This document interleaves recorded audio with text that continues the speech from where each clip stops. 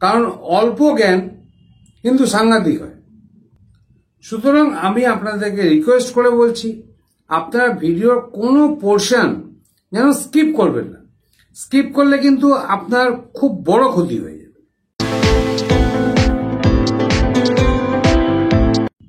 নমস্কার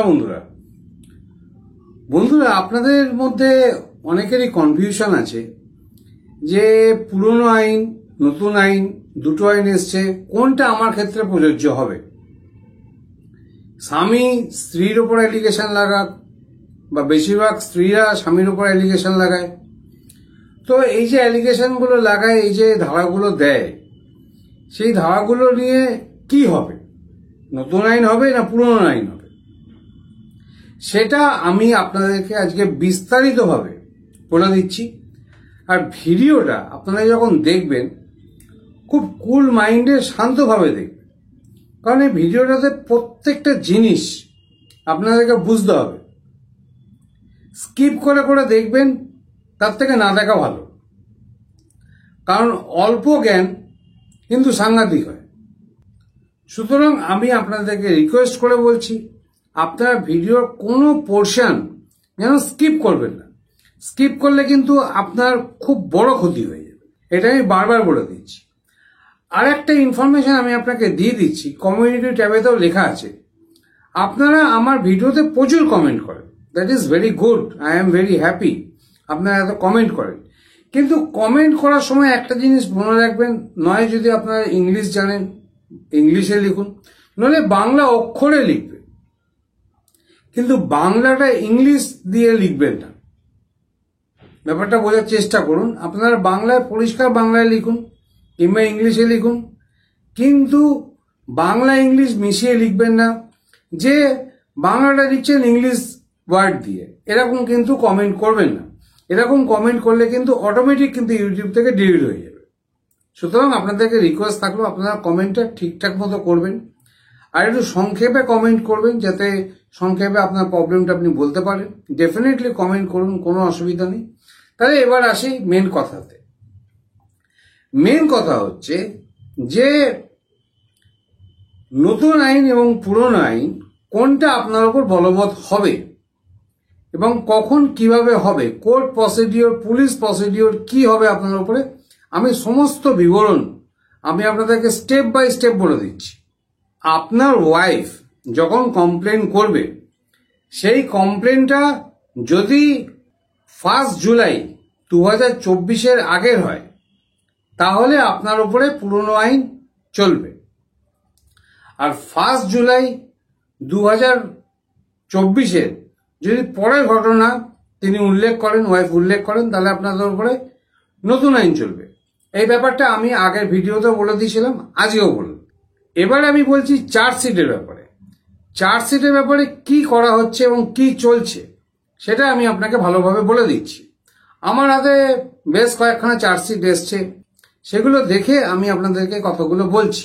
wife complain করার পরে প্রায় 3টে কাউন্সেলিং হয়, মোটামুটি 3টে কাউন্সেলিং হয়।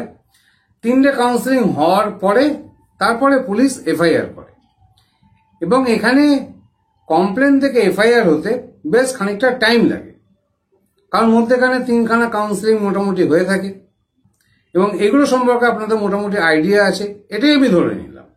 এবার আপনারা কোশ্চেন করবেন যে স্যার এফআইআরটা যেটা হবে সেটা পুরনো আইন অনুযায়ী হবে না নতুন আইন অনুযায়ী হবে। 1 জুলাই 2024 আগের ঘটনা যদি হয়, তাহলে ডেফিনেটলি আপনার উপরে আইপিসি সেকশন লাগবে, এবং 1 জুলাই 2024 পরের যদি ঘটনা ওয়াইফ উল্লেখ করে, তো ডেফিনেটলি আপনার উপরে বিএনএসএস সেকশনগুলো লাগবে, এবং বিএনএসও কাজ করবে, ভারতীয় ন্যায় সংহিতা, দুটোই কাজ করবে। এবার আপনাদেরকে একটা মেন পয়েন্ট বলছি, নতুন আইনই হোক আর পুরনো আইনই হোক, এখানে পুলিশের প্রসিডিওর কি হবে বা প্রক্রিয়া কি হবে সেই সম্বন্ধে আমি আপনাদেরকে ভালোভাবে বুঝিয়ে বলছি। আগে পুলিশ প্রসিডিওর হতো আইপিসি সেকশনে, সিআরপিসি সেকশনে, কিন্তু এখন মেনলি বিএনএসএস সেকশনেই হবে। মনে করুন ওয়াইফ 1 জুলাই 2024 আগে স্বামীর নামে আইপিসি সেকশন দিয়েছে, যেমন 498A, 307, 325, 324, 406 এরকম অনেক সেকশন অনুযায়ী ওয়াইফ কমপ্লেন দিয়েছে। কিন্তু এখন যে ঘটনাটা 1 জুলাই 2024 আগে যে ঘটনা ঘটেছে তার এগেস্টে ওয়াইফ কমপ্লেন দিয়েছে। কিন্তু আপনারা মনে রাখবেন এখানে কিন্তু পুলিশ প্রসিডিং যেটা হবে সেটা নিউ ল অনুযায়ী হবে। আর 1 জুলাই 2024 পরে যদি ওয়াইফের সঙ্গে ঘটনা ঘটে, ওয়াইফ যদি সেরকম কমপ্লেন দেয় 1 জুলাই 2024 পরে ওয়াইফের সঙ্গে অশান্তি করা হয়েছে এবং ওয়াইফ যেসব কমপ্লেন করেছে সেগুলো তো জেনারেলি আপনারা বুঝতেই পারছেন, নতুন আইন এবং সেগুলো নতুন আইন BNSS অনুযায়ী হবে এবং কোর্ট প্রসিডিংও BNSS অনুযায়ী হবে। কিন্তু কেস যদি 1 জুলাই 2024 আগেও হয় এবং ওয়াইফ যদি সেরকম কমপ্লেনও দেয়, কিন্তু সেটা যখন চার্জশিট হবে, চার্জশিটে কিন্তু নতুন আইন অনুযায়ী কিন্তু পুলিশ চার্জশিট তৈরি করবে। সুতরাং আপনি এখানে ভালোভাবে বুঝে রাখুন যে CRPC আগে যেটা চলতো সেটা পুরোপুরি সরে গেছে। এখন টোটালি যে কাজটা হবে সেটা BNSS অনুযায়ী হবে, পুলিশ প্রসিডিং হবে এবং কোর্ট প্রসিডিং হবে। তাহলে আমি আপনাকে কি বললাম যে CRPC এখানে আর কোনো রকম ভূমিকা থাকলো না, এখানে টোটালি BNSS সম্পর্কে কিন্তু সব রকম proceeding, court proceeding, police proceeding সবকিছুই হবে। আর এখানে পুলিশ যে FIRটা করবে সেটা কিন্তু নতুন আইন অনুযায়ী কিন্তু আপনার চার্জশিটেতে লেখা হবে। আমি তো আপনাকে কারো চার্জশিট দেখাতে পারবো না, কিন্তু আমার হাতে বেশ কয়েকখানা চার্জশিট এসছে, সেগুলোতে কিন্তু পুলিশ যে FIR করেছে সেগুলো সবই কিন্তু নতুন আইনে করেছে। সেখানে পুলিশ যে চার্জগুলো দিয়েছে সেগুলো BNS হিসাবেই কিন্তু চার্জগুলো দিয়েছে এবং FIR কিন্তু নতুন আইন হিসাবেই হয়েছে। আর একটা সোজা ব্যাপার আপনারা নিশ্চয় সবাই বুঝতে পারছেন, 1 জুলাই 2024 পরের যদি কোনো ঘটনা হয় ওয়াইফের সঙ্গে, তো ডেফিনেটলি সেটা তো BNS FIR হবে এবং তার সঙ্গে চার্জশিটও হবে এবং কোর্ট প্রসিডিং সেই অনুযায়ী হবে। সুতরাং আমি আপনাদের কনফিউশনগুলো দূর করতে চাইছি যে 1 জুলাই 2024 আগের ঘটনা যদি হয় এবং তার পরের ঘটনা যদি হয়, সেটা কিন্তু পুলিশ প্রসিডিং এবং কোর্ট প্রসিডিং কিন্তু BNSS এবং BNS দুটো ধারাতেই কিন্তু কেসটা চলবে।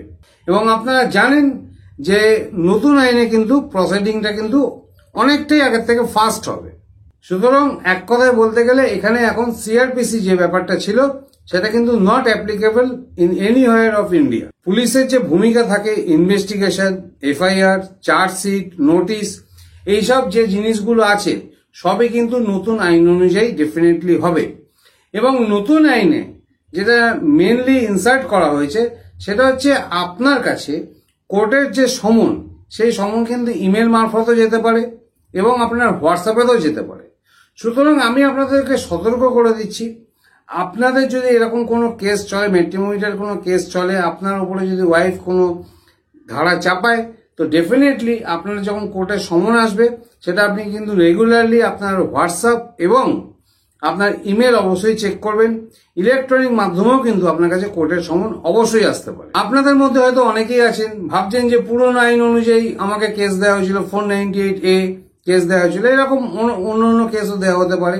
কিন্তু মনে রাখবেন যে কেসটা আগে হলেও, কেসটার যে কমপ্লেন সেটা যদি আগেও হয়, 1 জুলাই 2024 আগেও যদি হয়, তাহলেও কিন্তু আপনার কাছে কোর্টের সমন কিন্তু ইলেকট্রনিক মাধ্যম তথা ইমেল এবং হোয়াটসঅ্যাপেতেও আপনাকে পুলিশ পাঠাতে পারে। সুতরাং আপনারা যখন ইউজ করছেন, আপনাদের মোবাইল ইউজ করছেন, সেখানে ডেফিনেটলি ইমেলও আমরা দেখতে পাই এবং হোয়াটসঅ্যাপ তো দেখতেই পাই। সুতরাং এগুলো কিন্তু একটু চেক করবেন।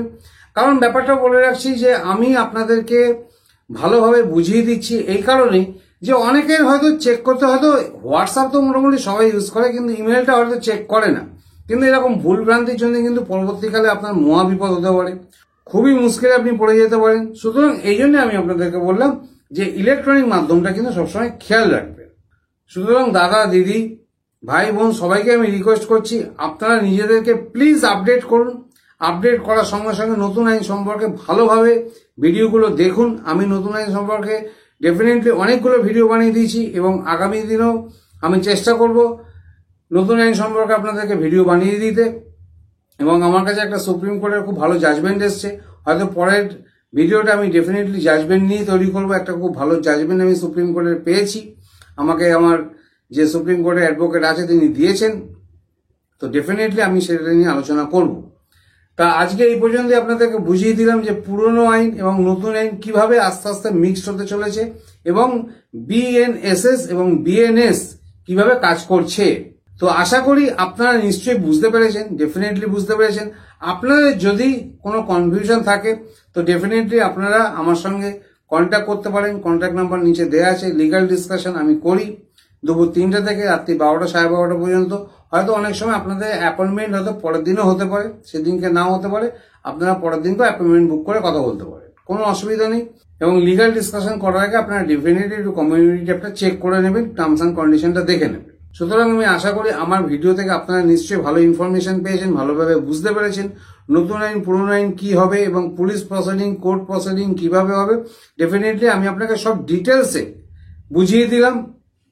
আশা করি আপনার ভিডিওটা অবশ্যই শেয়ার করে দেবেন, কারণ এই ভিডিওটা শেয়ার করে দেওয়া অবশ্যই প্রয়োজন। কারণ অনেকেই কিন্তু এই জিনিসগুলো টেকনিক্যাল ব্যাপারগুলো কিন্তু অনেকেই জানে না, অনেকেই ভুলবশত হয়তো অনেক কিছু ভুল ভেবে বসে আছে।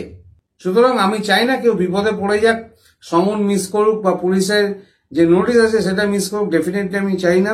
সুতরাং আপনাদেরকে আমি অ্যাওয়ার করে দিলাম, সাবধান করে দিলাম। আপনারা কিন্তু অবশ্যই এই জিনিসগুলো মেনে চলবেন। ঠিক আছে, আজকের ভিডিওটা একটু বড় হয়ে গেল, তার জন্য দুঃখিত, কিন্তু বোঝাতে গেলে তো একটু সময় লাগবেই এবং আপনাদেরও সময় দেওয়ার জন্য অসংখ্য ধন্যবাদ। তাহলে আজকের ভিডিওটা এখানেই শেষ করছি। নমস্কার, ভালো থাকবেন। Thank you for watching this video. Thank you.